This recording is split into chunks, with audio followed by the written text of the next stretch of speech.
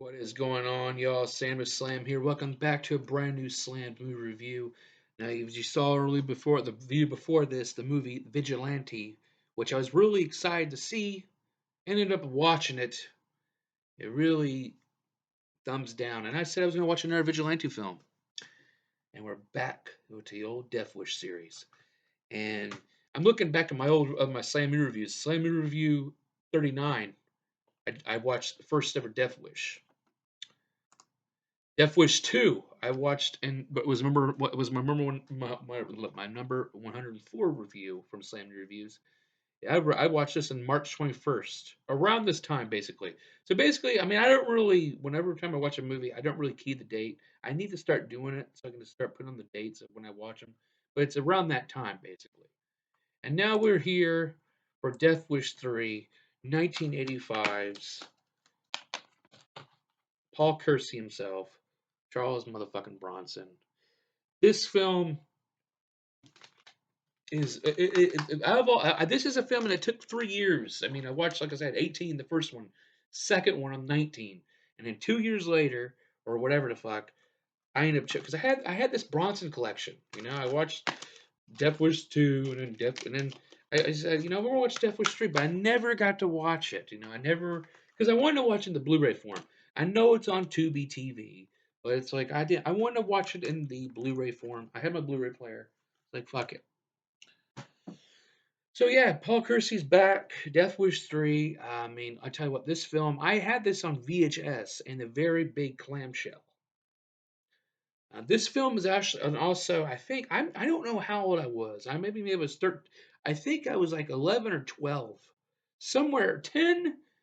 There comes a time my grandpa took me to Days Video and would borrow any videotape that I would give him.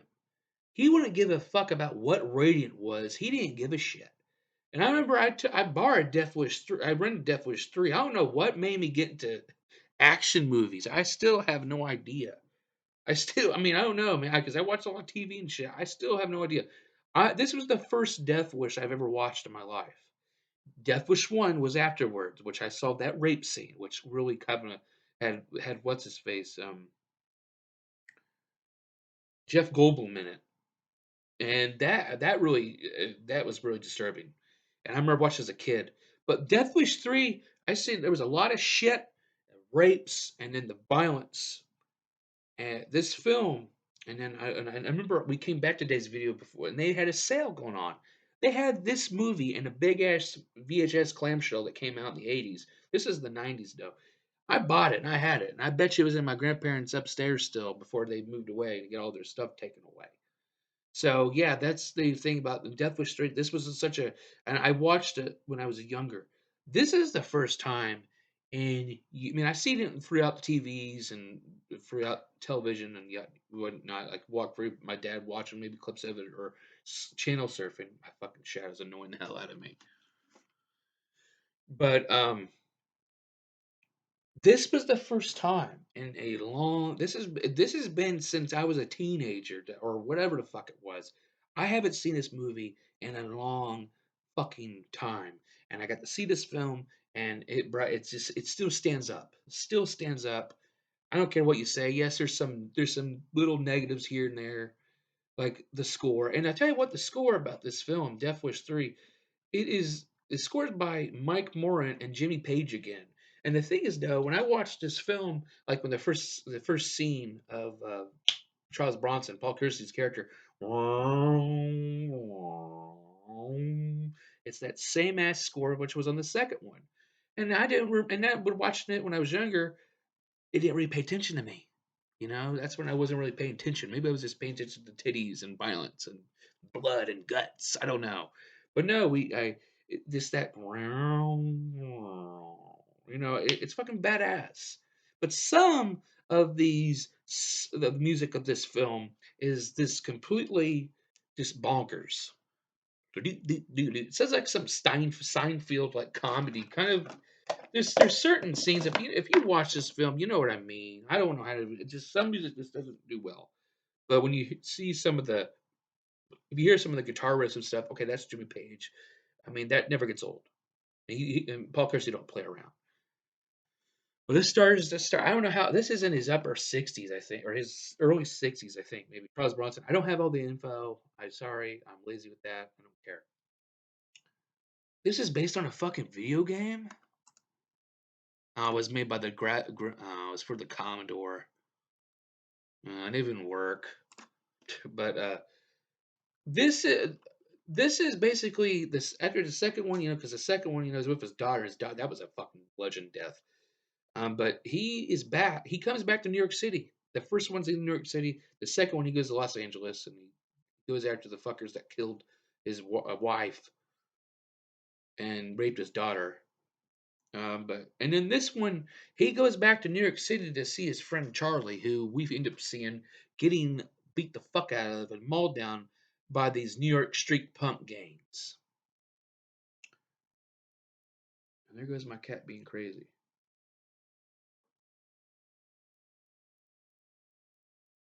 Cat's crazy, but this is also the third and last one that Michael Winter did.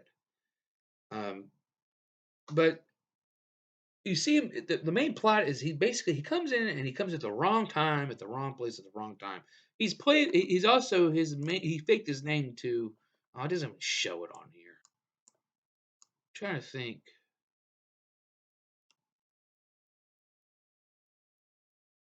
I don't know, Mr. Kimball or wherever the fuck he is, but he comes to the wrong place at the wrong time. The police get him. They think they killed him. Yada yada. But he's like, no, the gangs, and he has these weird ass gangs. He gets already in jail. He gets in the town to see his friend. His friend's bloody dying. And then he gets placed in like, oh, as a blame. And he gets beat up. It's like a fucking Rambo First Blood rip off in the damn gym, in the damn police station. And the lieutenant captain or whatever, Ed Lauter, who I've seen some films with him before. He played like the bad guy in certain films. I know I've seen something. Huh. I need to see that film too. Oh, The Longest Yard. I remember seeing him in the original Longest Yard. But he plays like the lieutenant whatever state captain police, and he offers him a deal, that hey, crack some hits for me. So yeah, he gets him to do that. And then you have all the other characters. You have this chick who's okay. You have his neighbor or his Charlie's neighbor Bennett Cross, who Martin Belsam, I don't know how to plays him. He's a badass actor. I looked at he was actually, because I recognize his face. He was the guy that got stabbed in that cool little. I don't know if you guys ever saw Psycho.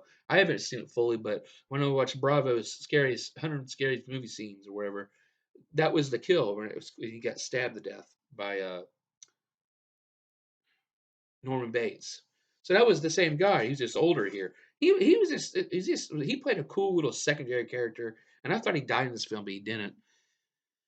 Then you got Rodriguez. He's one guy. You have Emil Magadia. Emil's like a I forget. There's so many other people. Then you got the Capros. You got the Jews, which I'm not trying to. He's there. They got all these people here. There's all these little and they in these projects. This is where this gang goes to all the time. This and I tell you what though, in this film here, this gang. I mean, this one. I mean, this is a movie, Sam. I know it's a fucking movie, but the gang here is like full on God mode, and the police ain't doing shit. And when they do shit, it's not enough. I mean, they fucking because the Capros had a gun, and they went, oh, you have to give this a gun, you go to jail. And they give their own protection. It's their own protection. But no, Paul Kersey gets into this shit, and then you get the leader because he goes to the jail. He meets up with the leader, Manny Frackers, played by Gavin O'Herfley, who just passed away not too long ago.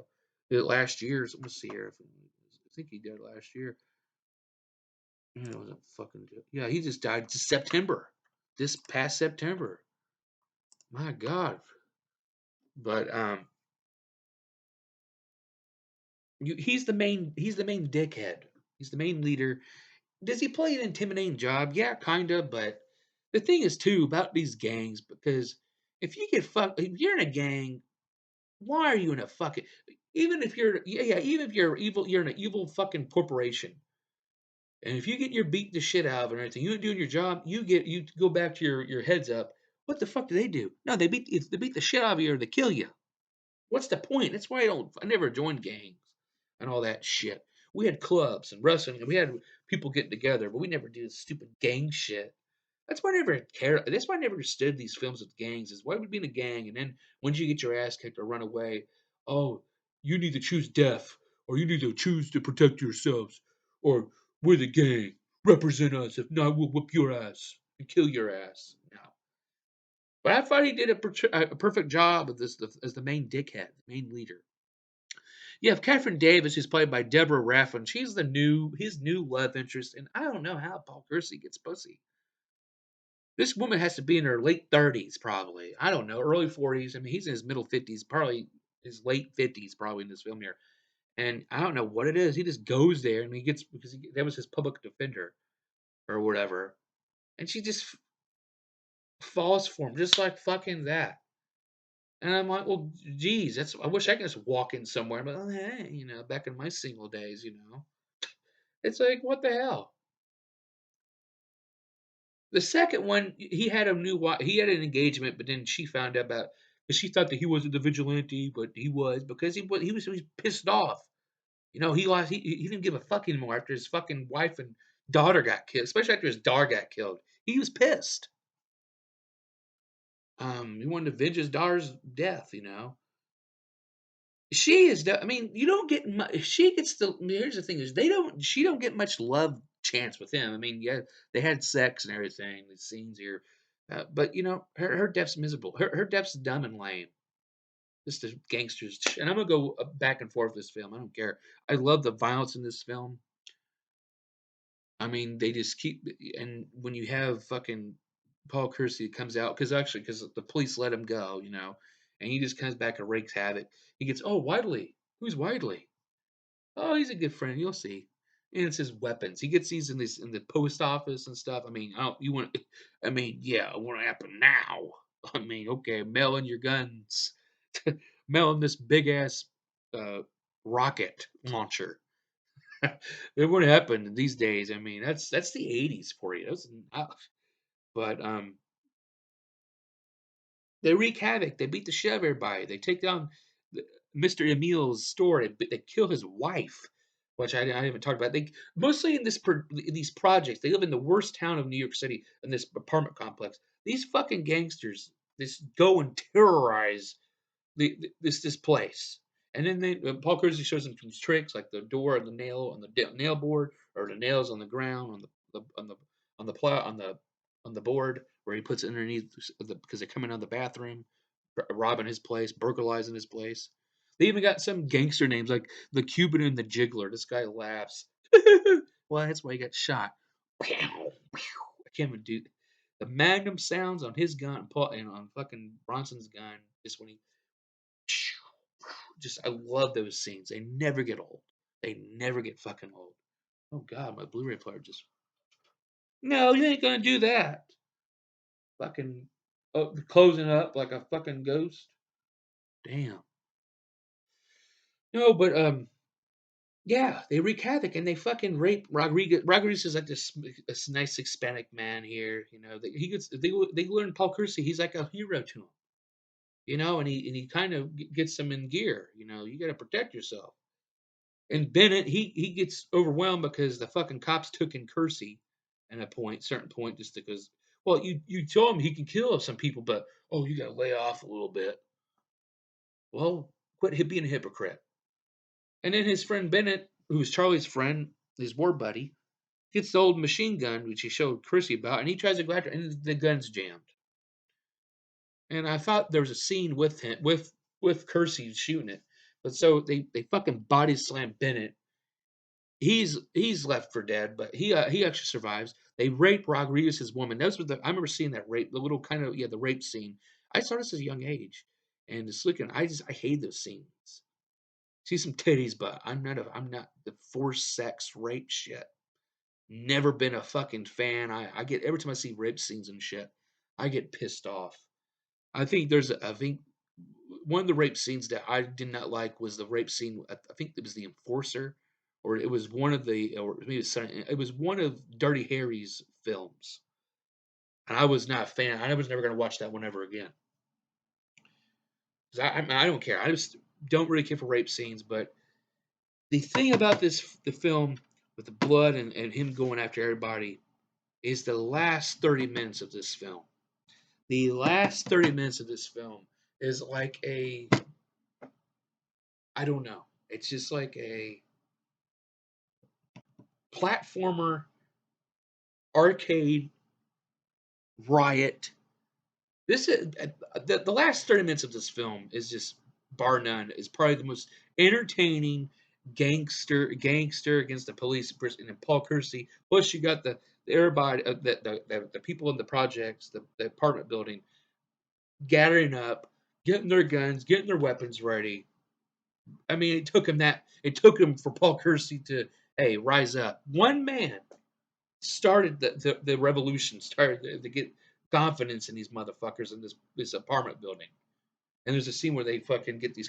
And that's the things too, because Fracker he keeps getting upended by Kersey. Oh, I need some more guys. He gets all these different gangs, like these Nazis. He gets these biker gangs. You get this Fat Albert lookalike.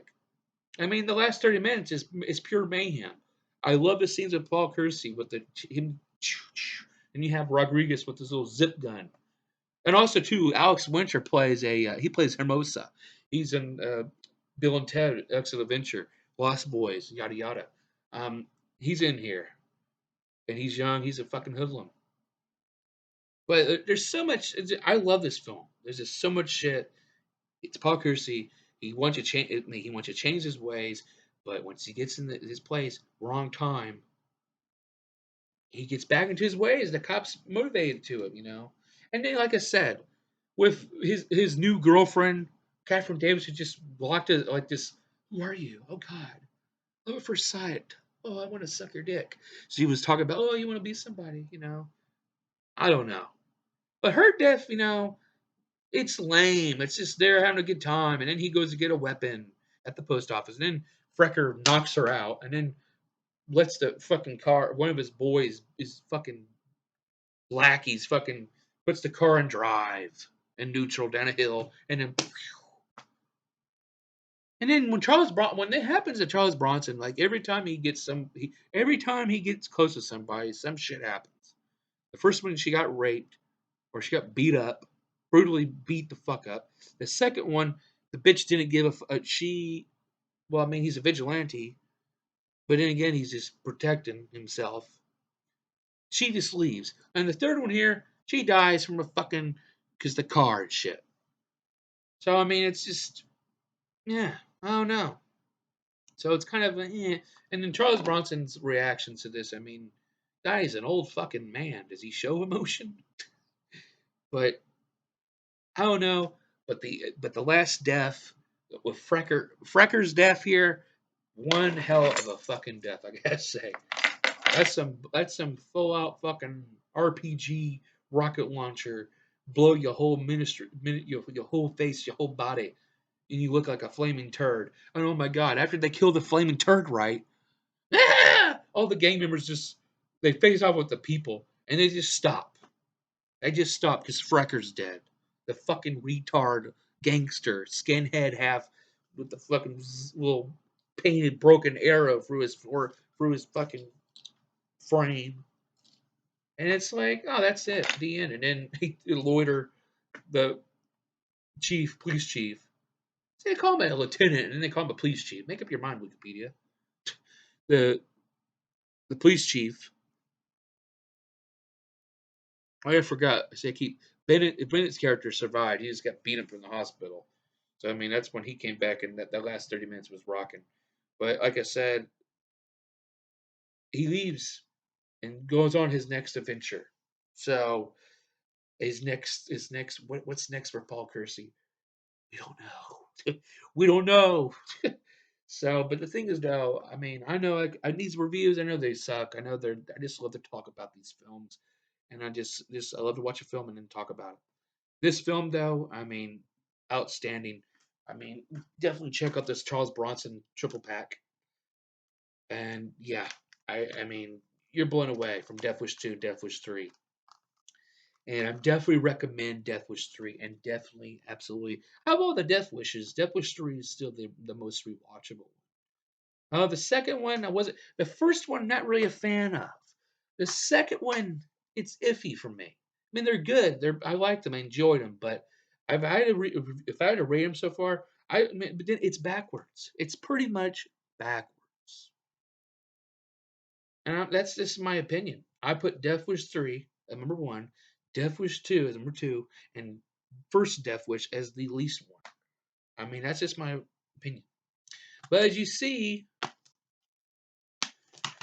there's actually two more Death Wishes. Now, I think I saw The Face of Death. I barely remember it, but I barely remember. I know I did not like the film. But Death Wish 4, The Crackdown, I haven't seen it. And the thing is, though, I don't know when I will see this film. But the thing is, though, I'm in this video. I'm right now in November here before Christmas starts here. I mean, the things though, I want to watch the thing is I want to start watching movies like in Christmas around Christmas time. I think either after the 25th or whatever. I want to, or basically December. I don't know. There's something I want to watch a bunch of Christmas themed movies. Now these reviews are probably going to suck because I don't know. I'm just going to give my partake. They may be like 8 minutes long, even younger than that. I don't know. But I like to talk about certain films and stuff. So that's what we're going to try to do. And also for now, I mean, maybe November, probably yeah, probably like this month is just the random month pretty much. I'm looking at vigilante films. I'm looking at some comedy films that I need to watch per se. There's a lot I want to watch. There's fucking dogs out there. But if you like what you see, if you like these movie reviews, these slam movie reviews, be sure and just give me a subscribe. Subscribe. I do views all the time. I'm sometimes videos. I mainly do movie reviews and vlogs. Just rant about life, and also has some game streams that I'm going to be uploading from my Call of Duty Vanguard campaign series stuff. So thank you guys for watching. Definitely check out Death Wish 3, and we'll see you soon for the next review. Peace.